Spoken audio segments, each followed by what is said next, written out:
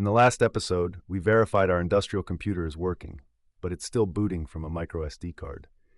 Today we're going to migrate the entire operating system to the NVMe SSD. Why? 3 reasons. NVMe has dramatically better write endurance than microSD, much faster I/O for our time series database, and zero risk of card corruption from sudden power loss. This is what production industrial deployments need. First, let's verify the NVMe drive is healthy and accessible. We'll list block devices and check the partition table.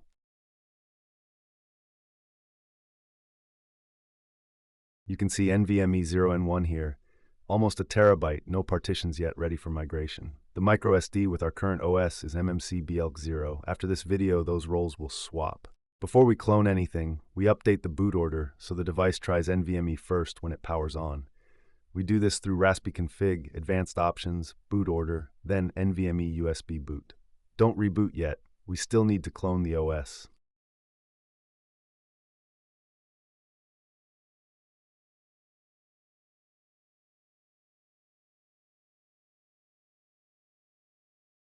This step ensures that once the NVMe has a bootable OS, it takes priority. If something fails, we can still fall back to the microSD card. For the actual cloning, I'll switch to a VNC session. Raspberry Pi OS includes the SD Card Copier, an official foundation tool that handles the migration safely. I select the microSD as source, the NVMe as destination, leave new partition UUIDs unchecked, and start. The tool resizes the root partition to fill the entire 1 terabyte automatically. It takes about 10 to 20 minutes.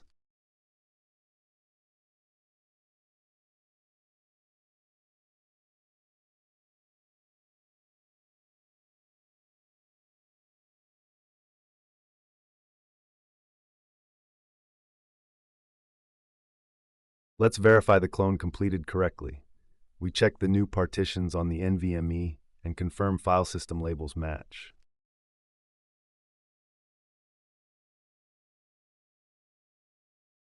Two partitions, just like the microSD, boot and root. The clone is ready.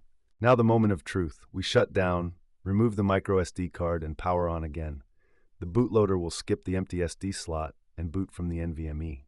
After the shutdown, I'll physically pull out the microSD card and power the device back on. And we're back. Let's confirm the system is actually running from NVMe now, and that the partition uses the full 1 terabyte.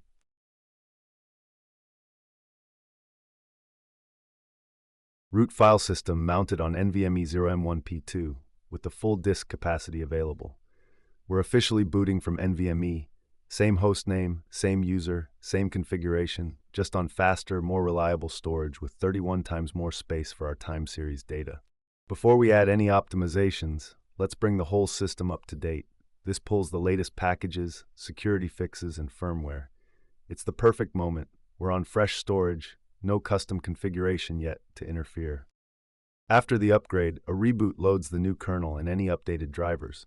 In my case, the kernel jumped several minor versions. That's why we update first on fresh storage before any custom configuration.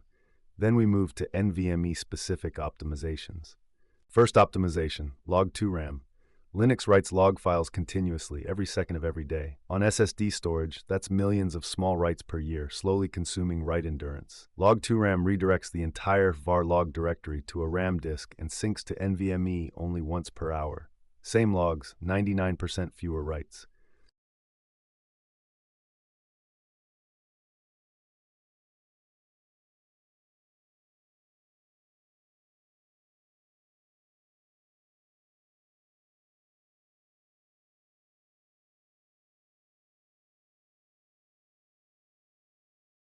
The default RAM buffer size is already 128 megabytes. Plenty of headroom for our hub's Modbus polling logs. Let's verify the service is running.